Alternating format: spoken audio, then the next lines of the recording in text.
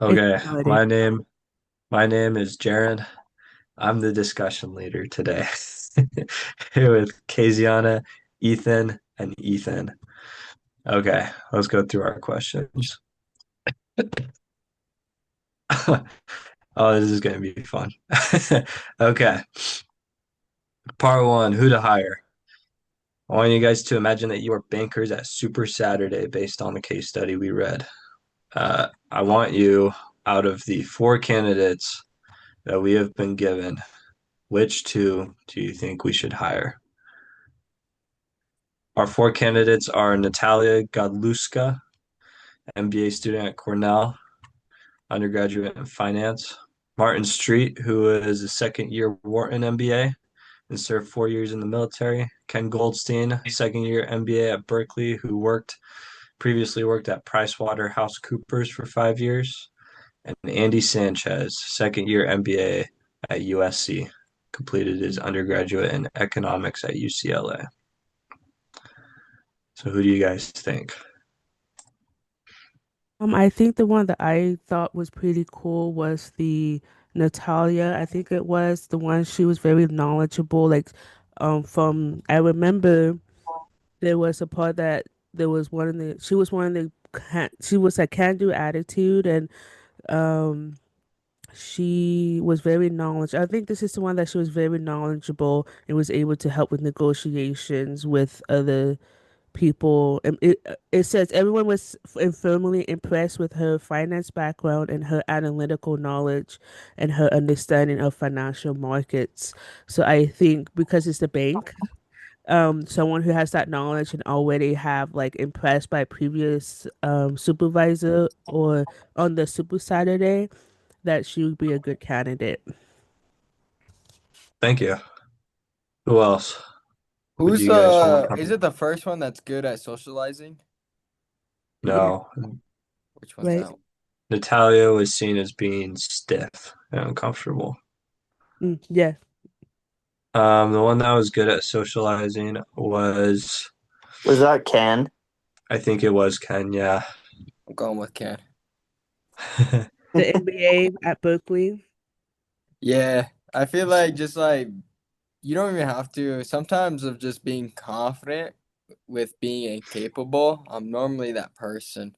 I know sometimes I feel incapable, but if you have the confidence of going into and socializing and figuring it out, I feel like that's just a problem solver itself. I feel like I'm going with Ken as a two spot.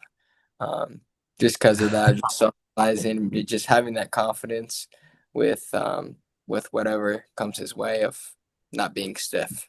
Hmm. I Hmm. like it. I'll be different. I'll choose Andy.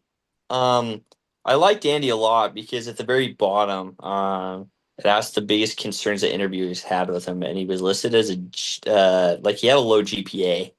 But what's super cool is he had like real life stats in the workplace to like really show that he was the boss. Like he brought in $2 million in revenue, $400,000 in profits.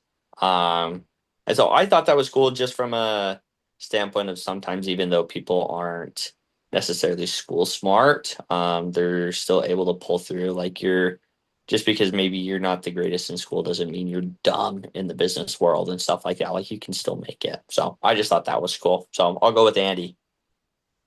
Nice. Thank you all. You guys answered question two about justifying your choices. Okay, let's go through each of the four candidates and discuss why people on our team would or would not hire them. Let's start with Natalia.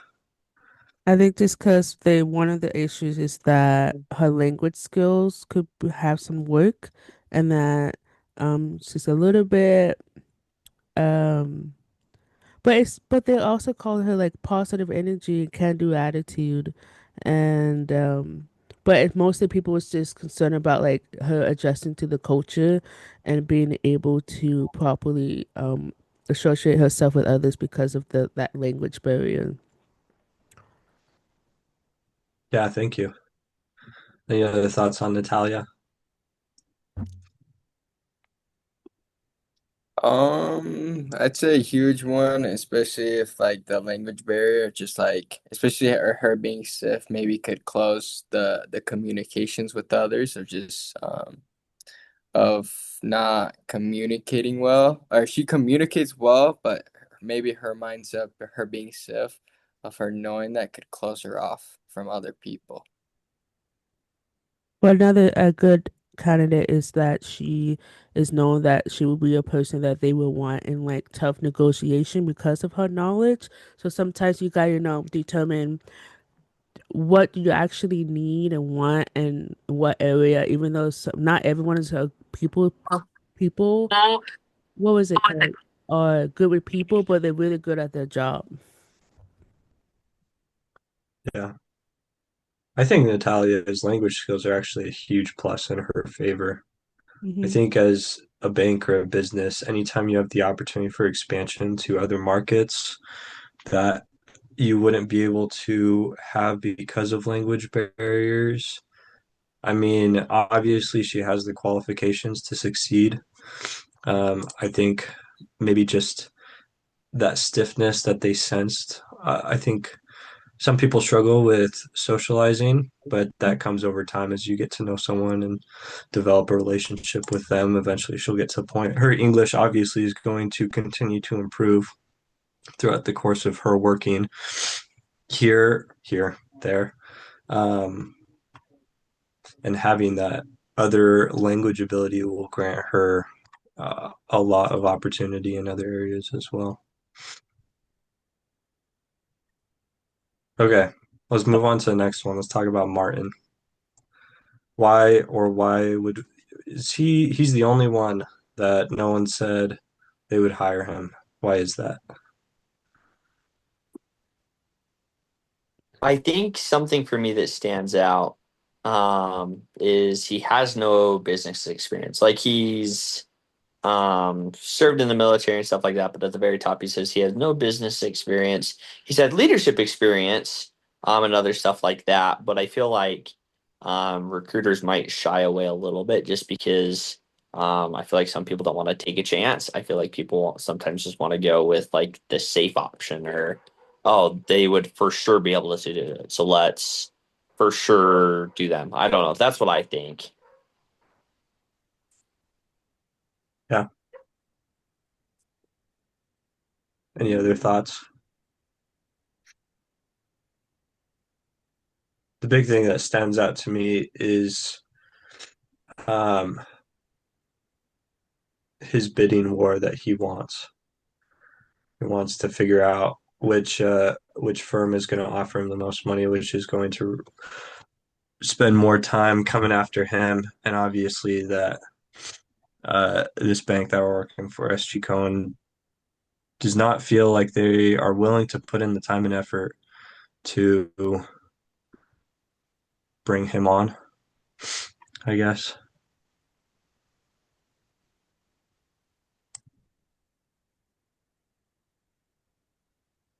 No, Okay, I agree. That nice. makes sense. Let's move on to Ken. I think Ken has like a good because he's was known is this is the one that was really good at talking, really, right? Not talking, but getting along with everyone. Was this the nice guy, Ken? Nice guy, Nice, Ken. He's good at like nice socializing. guy, Ken.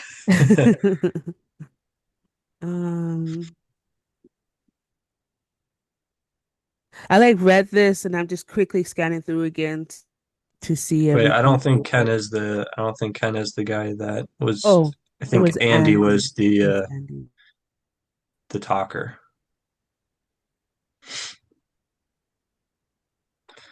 Ken is the guy who his references before at PricewaterhouseCoopers put him in the top 5% of the firm. He's really good at what he does. Um, the reason why he is a maybe is one banker said, I can tell you what everyone's afraid to say. Ken is married and has two sons, a newborn and a 2-year-old. Whatever he did at PwC, we can't tell at this stage of his life whether he really will be willing to work 24/7 like the rest of the associates. Basically, they're not sure about him and don't know if that will be a hindrance to him as an associate for what they want a in a candidate. But I think even like during the time, even when he has kids and stuff, they still ranked him high of the candidates that they that people wanted to draw from because of the experience he had. And because you think about, we also got to think of what type of company you want to portray to other people. Because just because you have a family shouldn't be the main reason why a person shouldn't get hired, because they can't do like 100%. But that's just this is outside of the thing. But that's just me. I feel like it's. I don't think it Oh, would be an sorry. issue with his kids too. I don't think so. I feel like it almost seems like um it's not so much. I feel like Ken's honestly pretty qualified for the position. I really don't see any cons. I feel like it's more of his coworkers that don't want him. I feel like they feel like there's not like a real like mesh or connection. I feel like there's kind of some sort of disconnect. And so I really think like at the end, one of the guys is like, I don't even know if I would like be able to give him orders or like communicate. Like he thinks that he's quote unquote too mature. And so I don't know. I feel like necessarily that I feel like Ken would be a great fit. But I did find that a little odd.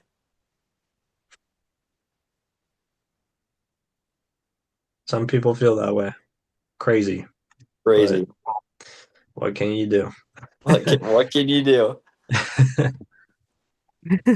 That's true. Okay, last one. Let's talk about Andy. Andy's an interesting one. He has his own uh, business that he's been running. 2 million in revenue, 400,000 in profits, which is awesome. 2.8 GPA for his undergraduate, which obviously stands out. But this is also the guy who, um, he's the talker. I think the concern that they had for Andy is that even though he is great with people and very enthusiastic, and a lot of them liked him, but because he his own business, they're afraid that as he works for the company and runs his business, he won't put full effort into into the business because he wasn't able to fully get good grades in school because he was doing both at the same time. And but he is obviously a very successful man. You know, sometimes life happens and you have your priorities. And I think if he prioritizes his time with the company, he can bring much success to the company because he has that drive and that he went the mile when it was hard when he's going starting his company and going to school at the same time. It's really difficult for anyone, I think. So I think he that shows perseverance on his part that he's able to do both of those things and um but still have a successful business on top of it. Yeah, I Yeah, it agree. I says feel that. like, yeah, go ahead. Sorry. No, you're good. Go for it. I feel like yeah, I feel like Andy's the type of person that would just talk it up big, and maybe he doesn't really follow through the promises, just as like signing him up or hiring him for this position. As well, there's not a lot of evidence of like depth of what he has like shown, what he has brought up to the table. It's been all talk, no walk. 100%. That's what I was gonna say. So, great job. Okay. What other thing? Obviously, we don't have a lot of information about our candidates just from these couple paragraphs that describe each of them. What are some other things that we would want to know about them, or even about the type of person that we want to see working here at SG Cowan? Do you mind Cohen? repeating Cowan? the first portion of what you said? Sorry, I missed it. I was just closing my door. Oh, you're good. I said just we don't have a lot of information about these candidates except for the like 3, 4 paragraphs each person got. What are some other things that we would want to know about them or even other people? What are some things we want to know about the type of person who can come succeed here? I would like to know what type of person they are to their coworkers and how is it to work with them. We just briefly have an understanding of the personalities in the interview process, but I would like to like get information how they was able at their previous jobs or get information from other people of how they were working as a person and as a team. All right, I Yeah. would thank you. say, oh, sorry, go ahead. Oh, maybe not. I would say something that, um, sorry, totally brain fart there. What I would think is I would ask the candidates, I'd be super curious what they do when they're not at work. I feel like sometimes seeing what a person does, I mean, when you come to work, everyone's kind of the same in that aspect where it's like, yep, you have your own assigned duties, you do whatever, but when they're not at work, like their true kind of personality comes out and who they really are kind of comes out. And so I'd be curious to just ask and kind of see what do you do outside of work? Do you work out? Do you go on walks? Do you like hiking? Do you watch TV? Like, what do you do outside of work? And I feel like that kind of opens up who that person is. And so you get to kind of see who they are as a whole and see um, like socially how they'll interact and stuff like that. So I think that's something that would be kind of eye-opening to see who they really are as a person.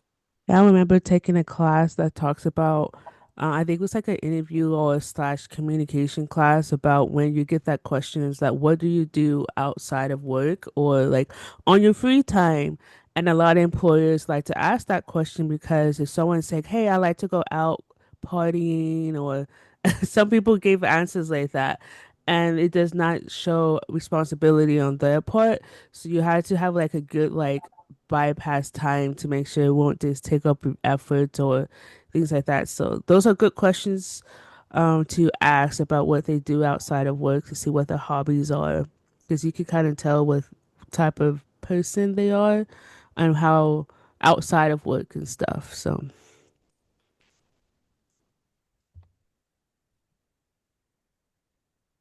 Nice. If I can add, I think on the more administrative side of things, I think as someone who is going to hire some of these people, I would like to know what their salary expectations are or how much they're expecting to get paid. Because obviously, if they're expecting a huge pay increase or something that as a company we can't or are not willing to fulfill, that might be a reason why we don't go with the candidate. I also think understanding their what days they are available to work or are expected to work. There are some people who don't work on Sundays for religious reasons, and maybe at SG Cohen, we need this candidate to work on Sundays, or maybe it's Saturdays, maybe it's Wednesday. It could be whenever. Um, so that's another thing I would want to know too, is when are they available to work? Yeah, I feel like on top of that, just even like a basic question to ask each candidate and like in the interview, like when did a plan completely like fall apart and what did you do next? Just like Yeah, what they would do in a solution or in a situation and see what the response would be for each candidate. I feel like a good reflective question, just an open-ended question would be well for each candidate. Uh, I 100%. also I also like scenario questions that's kind of related to the job and see how they will react to like, spur of the moment scenario question of what they would do. So what would you do if this, and this, and this and happen? And how would you blah blah blah blah, you know? Those are good like thought-provoking questions that you can see the thought process of each candidate.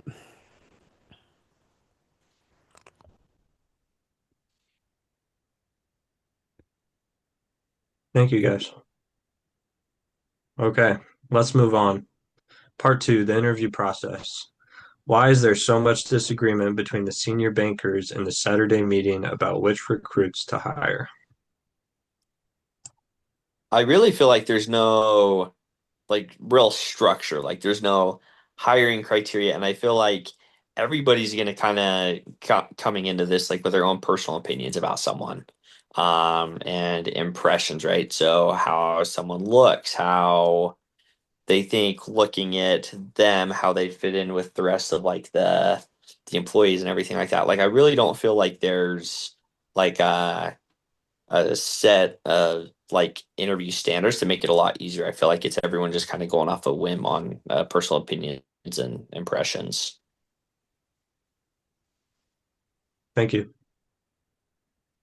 I agree with Ethan that there's like no like skeleton log or a good structure, a good backbone for each interview. They normally just go for the flow, just off the fly, which And is crazy. also, it's just mostly the people that they have interviewing are like volunteer people because I think I remember in the beginning of the reading they said that a lot of times this they don't get any benefits, but sometimes it help them include the bonuses at the end of the year. So it's more of like it's not the same people each time. It's always some people who volunteers to be interviewing people. So there's no real structure to what the questions should be like and what they should be looking out for. Yeah, so with that, that goes all three of your guys' answers goes right with the next question or follow-up questions. Is the reason why they're all in disagreement because of the interview process? Is it because of the types of interviews that they're doing? Why why is that? Obviously, there's not really a formal interview process other than they go to the top schools and pull people out of there to come to their Super Saturday event. And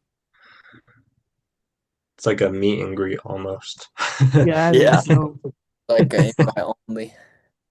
yeah. Yeah. Not to say that that's not a bad way to do it, but it kind of sounds like a bad way to do it. Calling it how it is. I like it. And that's true because it's not like someone who's been doing it for a long time. They're doing it like they're taking people from school and give them a couple of hours in on a Saturday. Kind of reminds me, do you guys know who Liz Wiseman is? She gives a BYU devotional called The Power of Not Knowing. No, Anyone? no. No, I recommend you guys go listen to it. It is a fantastic devotional. One of the things she talks about is when she graduated from BYU, she had kind of a Super Saturday event of herself where she was recruited by Oracle, which is now a Fortune 500 company, to come and be part of its commencement in a way. And the way that Oracle did their hiring process was the same way that SG Cohen does, was they went to the top schools, they got the top candidates, and they brought them all into this room and said, your job is to build up this company. Good luck. And she talks about how difficult that was for her to be thrust into a situation with a bunch of people from Harvard and Yale and Princeton, Stanford, and she's the one person from BYU who just happened to get invited. I think she says it's because she knew someone or something, some sort of connection that got her there. But it was just a huge think tank of people who had no idea what they were doing.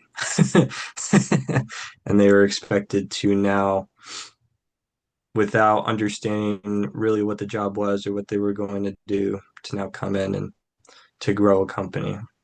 That can be pretty frustrating as a candidate coming into a new arena. Yeah. That I'm gonna hear that. I just got that pulled up on my tab here. The you should listen to it. It's a great devotional about her ultimate point is in types of leadership. You have like diminishers and multipliers, and um, she's like, you should always want to be a multiplier, trying to take all of the available intelligence in a room instead of refusing it. She goes way more into depth than I just did. Way good though. Okay. Let's see. What are some other ways that you think people that these four candidates and other candidates could get to know the people at the company, and how could the company get to know them? What are some better ways than just traditional interviews? I And remember, oh, sorry.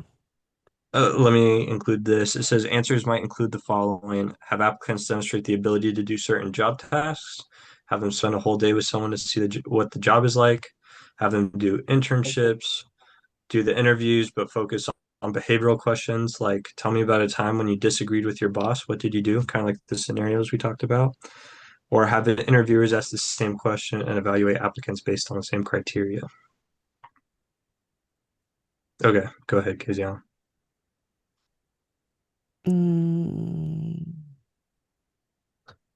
I forgot. Oh, no worries. It's okay. It will come back to me. I'll pick it up. I got Okay, you. okay. Okay. I liked. Um, I feel like they should have like a two-step process, interview process, where they weed everyone out, find the ones, and then I feel like when with the last five or six target employees or how many you have left, I like the idea of a realistic job preview, and like bringing them in the office for a day and saying, okay, these are going to be your tasks. This is what your day is going to look like, and basically just prepping them beforehand and just kind of letting them go and seeing how they're able to react, how much they get done, how self-sufficient are they? Are they someone that needs like their handheld type of a deal, or if they're more independent and they're able to kind of figure stuff out on their own? And I think that kind of helps to show so that later on down the road, you're not regretting a hire or feeling like, oh, now I'm in this sticky situation where they haven't caught on as well or as quickly. And now we're in this like uncomfortable spot where we probably have to let them go or move on or whatever. So I really liked that just because I could totally see how that would translate in like if I was applying for a job or something like that. Like that's something I would really appreciate. Yeah, I'm with Ethan on this one. I work at Melaleuca, and how it goes over there is so it's normally 2 weeks of training, and then they put you on the calls for 2 weeks of like taking like orders. It's called wellness calls, and then another 2 weeks of customer service. Customer service like gets a little crazy because you're dealing with like angry customers and reshipping, whatever. 2 weeks of that, and then you're fully trained for wellness and customer service. So it's not a handful, but I feel like just like a good 1 week of training or how much the workload is of like training, if it does take like a week or 2 weeks of getting them trained, have them like shadowing as well in between the days or in between like the days of the week, and then get them really active, get them doing the work and seeing where they're at, so they know what they're going into instead of hiring them and just getting them hands on really quick and then like quitting after a week of not knowing what to do. Yeah, thank you. Kaziana, did it come back to you? I think there was also to, I think I the part to have everyone how they work well together with possibly the new candidates. You can create a game type of thing that's relatable to the job. And then because sometimes some people learn best by working with someone and the concept is in like game format. That would be quite interesting to also incorporate, but I don't know how many people have done it that way, but it was just like a thought process. Because one of the readings that was given to us today was about like putting it into a game version of like the responsibilities, because some people learn better that way. Since we grew up, especially our generation, we grew up with technology and like things like that. So for like orientation, there was like a bingo about questions that was mentioned in the orientation or something like that. Awesome. Thank you. One of the things I like that a past employer of mine did was you do a 6 month trial where you go work for them for 6 months. At the end of 6 months, you do an evaluation, determine whether they want to keep you on or not. And the reason why I like that is because one, you can go get 6 months of pay and it paid pretty well. So I was always happy with that. And then at the end of it, they go through an in-depth evaluation with you. What have you done well? What have you not done well? Where's room for improvement? Do we want to keep you on? Do we not? Here's why we do. So I always really like that too. It's nice Oh, another knowing that you can go in and you can be locked in for 6 months, go do the job. You can choose to quit if you want before then, and a lot of people did. But it was nice that you get that 6 months of a trial period for sure. I remember one of my jobs I had doing this was during the interview process. There was some jobs I had before, but they will you will have like an interview with them, and then if they like the interview with you, then the second part of the interview is that you shadow someone in that job. Like I did dialysis, and then I never had done dialysis before, but he was like, "Okay, I like the first interview. Do you mind coming back this day? And then you can go walk the floor and be with them for like like about 4 hours, just to see how it is in the company, like." The day by day what you'll be doing and see if this is something that you are wanting to do because it's a really tough job. So it helped me understand, oh, I wouldn't mind doing this because I shadowed. Obviously I couldn't touch a patient, I couldn't do anything, just watch the person, doing the job, and that was pretty interesting before I said like yes to the job. So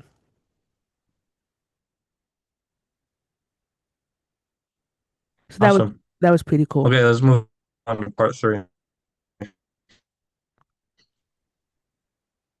Yeah, that is cool. Part three, school recruiting. Um, can you guys still hear me? Yes. Hmm. Hello? Yeah, I can hear us. Okay. Yeah. Yeah. Okay. Deciding which business schools to recruit at was controversial. Why was the choice of which schools to recruit at so important to SG Cohen?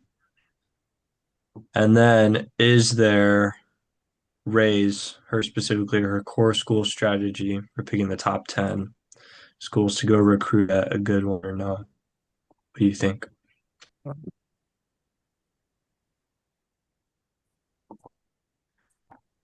Has anyone ever seen Suits? No. No one's seen Suits on Netflix?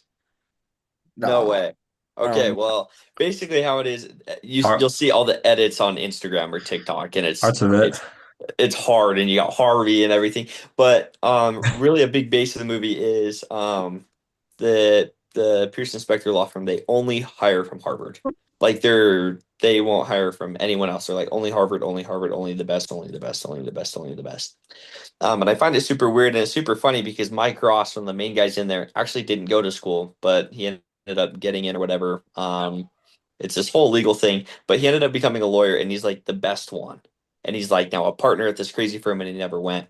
And I just find that super interesting because I feel like sometimes seeing like a crazy school is to some employers sometimes a flex, but sometimes I feel like it shouldn't be. Not that I'm saying that, oh, if you go to a crazy prestigious school, you should feel like a piece of garbage, but I feel like sometimes they're not telling who you actually are. I I think feel like a lot of the times you get the same amount of education that you do here at BYUI that you do at Harvard. Like we're reading Harvard case studies, and so I feel like sometimes people look too much into the school, but in reality, it's more of the worker, more of the personality, more of the work ethic, your resilience, your coachability, stuff like that, more than just hey, this is where I went to school, so I should automatically get a free ticket on or whatever. I don't know. That's just something I thought was kind of interesting.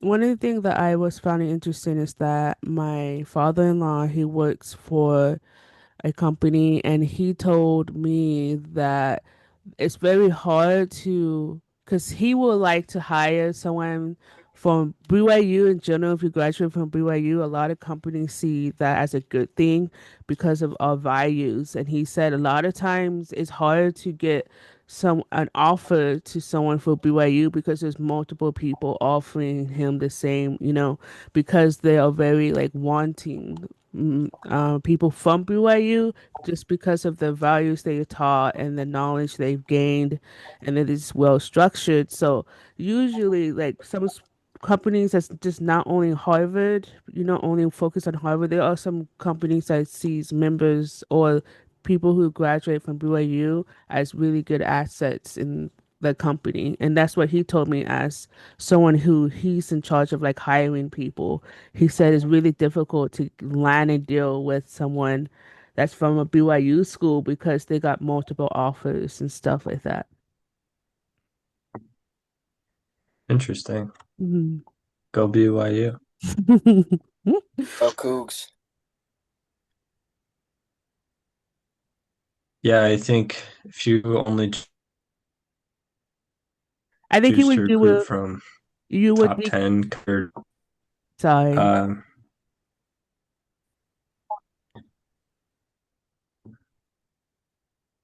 you'd do what? I think if you only hire from one prestigious school, you miss multiple opportunities of greatness from people just because they couldn't afford to go to those schools, but they would make a great candidate later down the line or like do something like different for better for the company. So you just kind of smaller your population of good candidates if you just only focus on one school.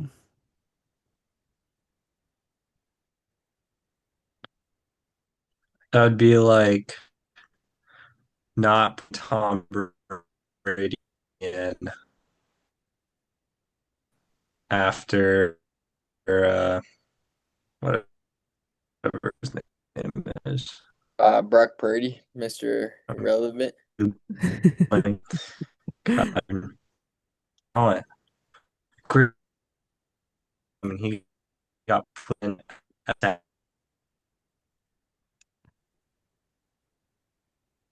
Are you there, Jill?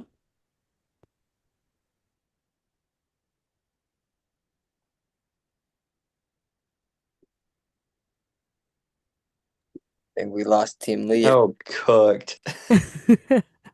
Jill might has to go out and come back in. Let's see. Hold on. Team Lee's gone. I'll text the group chat right now. Yeah, tell him to log out and then come back on. Oh, there he Oh, goes. there He he went goes. out. Oh, troubleshoot it. Must say drought. Troubleshoot it. Okay, there. Oh, there he is.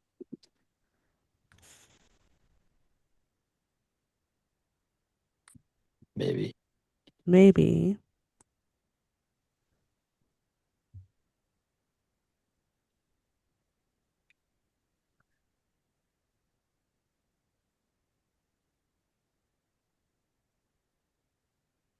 What is going on? Literally have full bars. Yeah.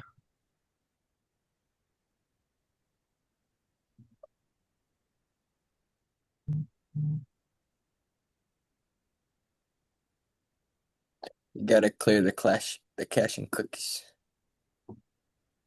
Can Can you y'all? guys hear me now? Yeah, we can hear you Oh, I can now. hear you. Yeah. Yeah. Okay. I don't know what's going on. I haven't had this happen before.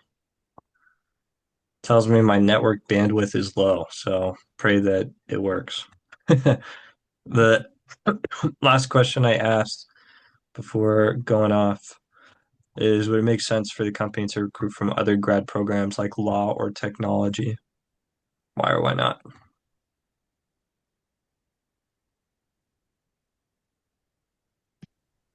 I'd say be well.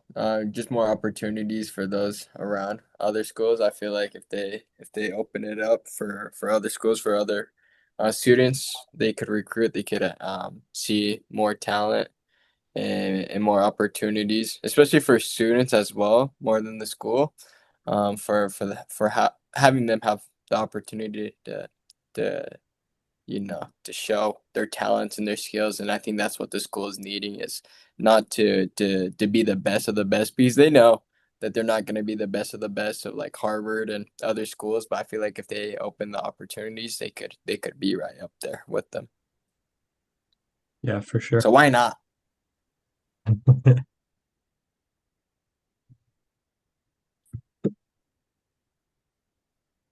Okay. Um, what are the pros and cons of their approach to recruiting on campus? Let's start with pros. What are the pros to recruiting straight from the campus? The pro is you can kind of mold the person of how you want with the company because they haven't worked in other places yet, but you're able to teach them the way the company handles things. You're able to mold them for the company. I think that's a good way to right out of grad school to be able to provide that for them, and then you can teach them the way you think, oh, the company knows to make them successful because sometimes it's hard to unlearn something from a different company and relearn the way their company handles it. For example, like I worked at another healthcare facility and then when I moved over to Scripps, they have a totally different like policies.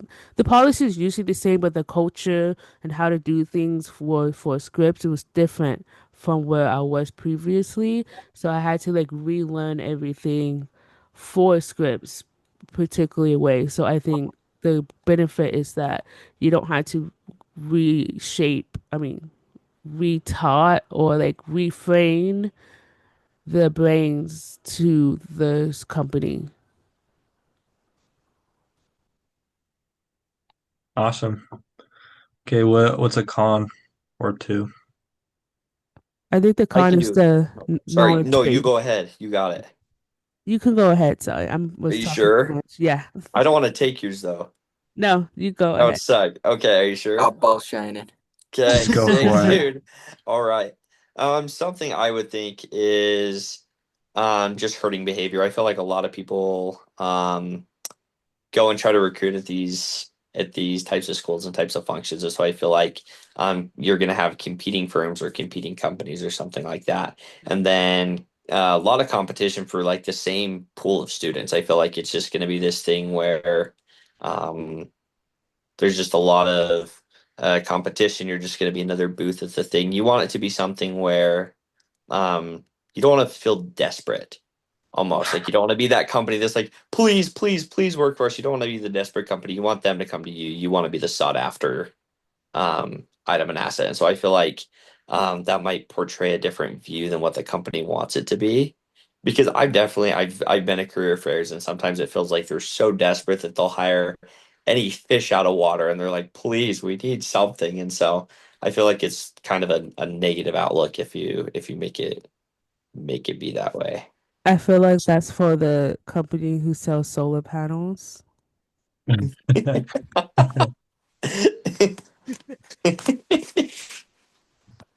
like have a that we're lot of those. connecting. We have a lot of those here in California, so I know personally. But I think another idea is that they're not as knowledgeable as other candidates as outside of school who gain that experience from being out in the field for a while too. So it's kind of like the opposite. Instead of reshaping, having to, um, it might take longer to have them get up to date with everyone else in the company because they haven't been in the field for that long for the experience. Yeah, thank you. Just like this whole thing sounds just like dating. Don't act desperate. Be the cool guy. The ladies will come to Be you. be nonchalant with it. Exactly.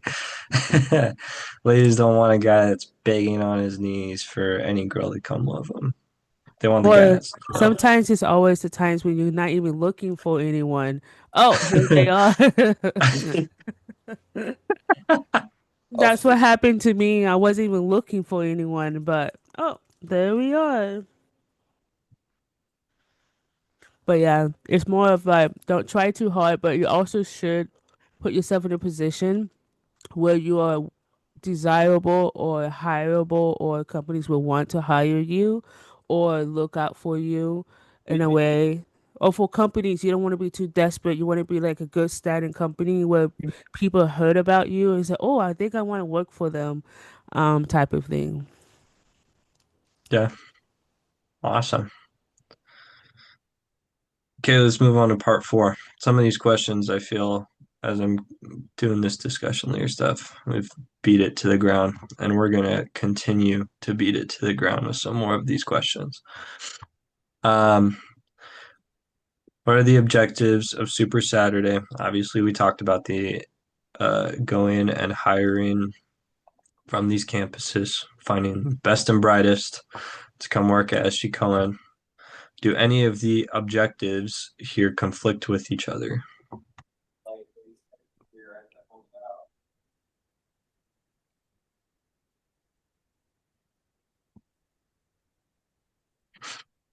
What do you guys think?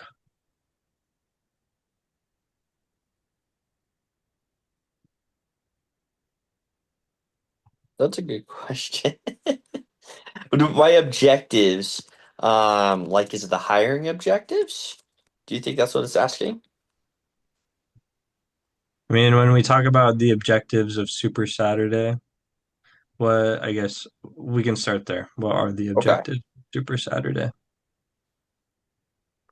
Ray says we're going to go to the top 10 best colleges. We're going to recruit people to come work for us. We're going to find them. They're going to find us. What's the purpose of it?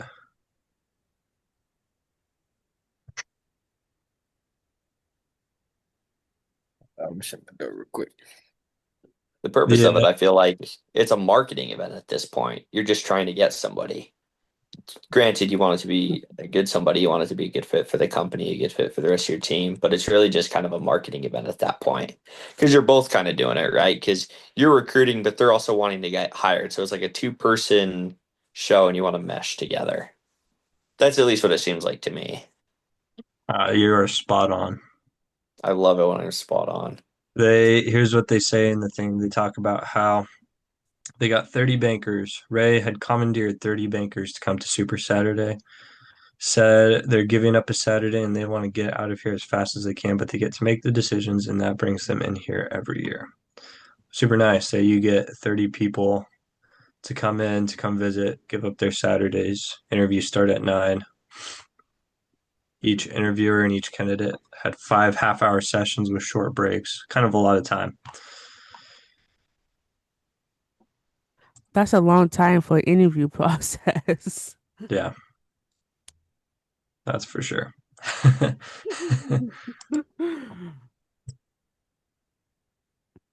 I think also estimate that they'll make about 20 offers if they're looking for 15 acceptances, which is also it's just because out of 30 people. they offer 20, but people's not going to. Some people will be like, "Oh yes," and some people is like, "Oh no, I don't want to work for this company." So you also gotta. That's why they offer 20 because they think five of them not going to accept the offer. Right. Then what would happen if all 20 accept the offer? It's that's a good question. They're hosts. Yeah, they're hoes for sure. They're gonna have to rescind their offer or something. Yeah, they are. That I think that goes right with the next one. Do those objectives conflict with each other? Because yeah, what happens if you offer 20 expecting 15 and then all 20 accept? Yeah. You just now have to fill 5 more positions in your firm No, they or be like, at a company. sorry. They be like, sorry, we got too many. You know how with like flights, when it's like, sorry, we overbooked, so we had to cancel your flight. So it'd be like, sorry, we hired too many. We're gonna have to let you go, which is be sad for someone because they might have like turned down another offer, I'm someone leaving else. a bad Yelp So, review on that huh? happens to me. I Yeah. said I'm leaving a bad Yelp review if that happens to me if I accepted. People, but then Reality it is would that come it back. does. It will come back negatively to you because now you have like people complaining. It's like, hey, I thought I was offered a job position, and then the next day they laid me off. because they said they over offered people. So it won't look good in the end too. That's like a downside to that too. 100%. Okay, any last thoughts? Great. Okay, let's move on to part five, final wrap up. What is the difference between recruiting and hiring? I feel like for me on those two, recruiting and hiring, I feel like when I think of recruiting, I feel like scouting for the specific one that fits the position. Um, and I feel like hiring is just like fill in a position as soon as possible. Yes. Love it. That's bomb, Ethan. Well done. You know, I feel like that's like the career fair sometimes at BYU or at Ensign College. We have like a bunch of like people going there, hey, we are hiring for people immediately type of thing. I remember when I was at Ensign College, the church had a custodial. Obviously, you had to like be able to go to the temple to work on Temple Square, but they was there and they're like, "Hey, do you want a job?" I'm like, "Yeah, actually." And then I didn't even have to give them my resume. They said, "Just come to the interview on this time." And then I got hired that day, but it was like crazy because they was just hiring instead of like doing the whole resume process. Wow. I mean, that's a great way to get a job. I did, I for Yeah, sure no did. kidding. I got a job so fast because I was like, what am I gonna do? I need a job, and then I'm like, oh, I can do custodial while I'm going to school. So That's awesome. Holy it was a cow. great Yeah. opportunity. I think what got me is because I said, "Hey, I served on Temple Square, and I know everywhere around Temple Square." And they're like, "Oh, do you want a job there?" I'm like, "Oh, okay." Yeah, I always feel like with recruiting, you've already established your worth in whatever world, whatever career that you've put yourself in, Mhm. and people are coming for you. They want you on their team because they've seen what you've done at other places. With hiring's the opportunity for you to go prove your worth to someone, for them to say, this is what I've done, this is what I'm going to do for you. And then you move from just being hired, like walking in to Temple Square and getting a job, to now custodial giants across the country are reaching out to you, Kaziana, to say, we know you're the best in the world. We want you. So funny. I'd be like, no, thank you. I've done plenty of cleaning toilets. I, Thank you so much. yeah, What was yeah, that, Ethan? pretty much saying I've done my time. Yeah. Yes. Oh. Okay, what have you guys learned from this case about recruiting, and what I, have you learned about hiring? Start with recruiting. recruiting, I think the whole point of recruiting is to know what are you looking for? Who do you want to hire for the company? Are they going to do well with us? Or mostly like the end goal, like what are you looking for in a candidate? And then set priorities and set standards for recruiting.